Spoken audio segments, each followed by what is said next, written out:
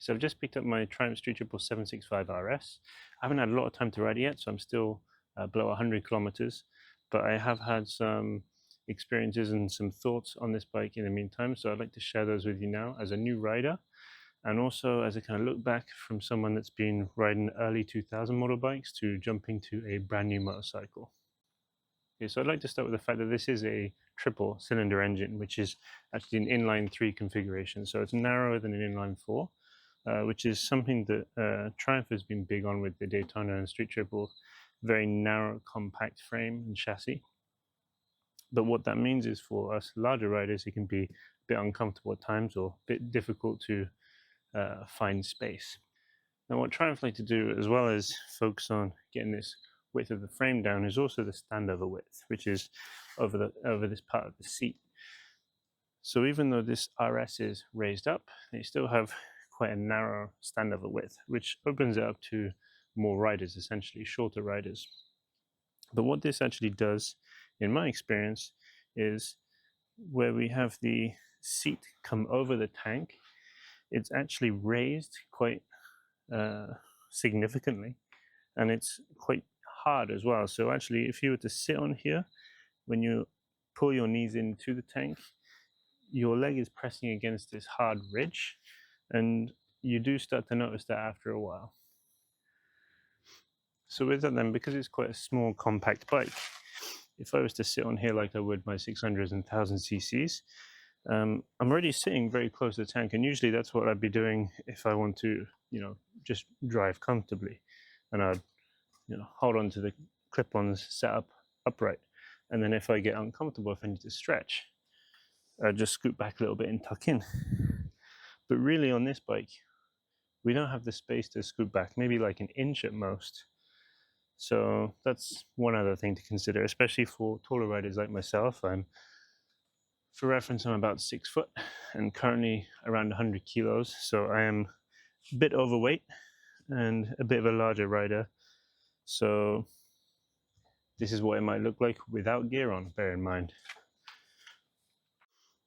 Now, as for the adjustment of the brake lever, when I first rode this motorcycle, I found that it was extremely sharp on the front brake during the test rides. But actually, we have adjustment here to adjust the position of the lever itself.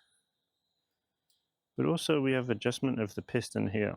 So I currently have it set to 19. You go 20, 21, 20, and back to 19. Now I keep it set to 19. That's the softest setting, and I find that very comfortable for commuting. Another thing to bear in mind with the newer model of the StreetTriple765RS is that the exhaust system is fully welded, which means if you do want to swap this end can for something a bit more attractive, you are going to have to replace the whole system. What that means is also pulling out the catalytic converter. I'm going to put some pictures up here, but if you've ever seen one of these bikes with this exhaust system removed and some aftermarket system installed, you'll notice there's a huge void here, and I think it just doesn't look nice on this bike at all. You'll get some aftermarket systems that has a cat, maybe like a small box down here, but again, it still doesn't look very good, and I think really you need some additional bodywork or some additional features here to make that work. So of course I think the Street Triple looks great, but I just think there are some points that they've kind of let us down on, points that I think a lot of people like myself may feel are important. For example, the end can. I would usually swap off the end can. Considering a whole system swap is a bit more extreme and unnecessary to me. I know a lot of people do that and are happy to, but I think there are a lot of people that just like to swap the end can. And it may be important to know that this is the Street Triple's first plastic tank as well. I feel like this motorcycle is too put together to be a bike that you want to mess around with and customize, whereas the older Street Triples are kind of inviting you to. They want you to muck around with them, and I think that's the fun. So yeah, we do have to wait for it to start up. Tells us the distance we've traveled, and then to start up this bike we do have to hold in the clutch.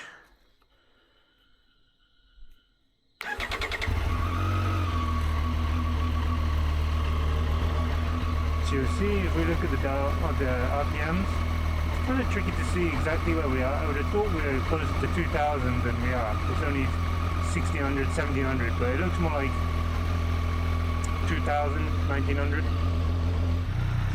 Okay, so I'm currently in the braking in period, running in, so I can't go crazy in the RPMs. I'll be keeping it around 3.5, maybe 4,000 max. The mirrors, actually being on the handlebars, I quite like it. This is the standard position, but because people like to filter, we can rotate it and adjust it. You still get a good line of sight behind us.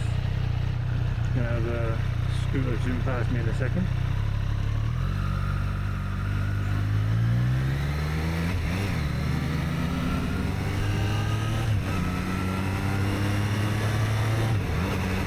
I do find the gear changes to be so smooth on this bike. I really do like the gear changes. And I am not relying on the quick shifter there. I'm basically never used the quick shifter before. I'm kind of afraid to test the quick shifter, to be honest. Let's give it a try. Oh yeah, I don't like that. Maybe I had too slow of a up kick. I'll look into how that works. In terms of power, compared to, so the bikes I compared this to CBR600S, like an early 2000 model, R6 2002, and a 2002-2003 Fireblade 954. Now on those bikes as a single rider, no pillion, I didn't really have any trouble power-wise, torque-wise. Sometimes if you were in a bit of a third gear or something you're trying to pull off, because I'm a heavy guy, I did notice it, even on the 1000cc. But with pillion it was much more noticeable. With this bike, being a triple, a bit torquey throughout the low rev range as well, I just feel confident that it has the torque and the power to move me anytime really. Even pulling off from traffic lights, it feels like it wants to roll away without me having to do much with the clutch or even engaging the throttle. So yeah, it's definitely much more confidence inspiring, I think. In terms of comfort, I can feel right now the seat is digging a little bit. I've just shifted back to try and reposition my knees better on the tank, maybe see if that helps. It might be the line that my legs have, because I'm quite tall. Maybe the line my legs have naturally on the seat is just not in line with the seat. It's kind of going across the edge where it's digging in. Now they say on the running in you're not meant to stick to the same speed or RPM for too long. And on the StreetTriple, actually there isn't really any advice on the limits of RPM, but more like don't go above a certain percentage of the top speed of the motorcycle, and I guess just take it easy as you operate it. But the StreetTriple does have some warnings on the tank. You see on the tank here there's a RPM symbol here. It usually has instructions there on how to manage your RPMs running in it, but not in this case. So I just took the StreetTriple's guidelines and just increased it a little bit since they seem to be a bit freer with the street, and that's how I'm going to approach it.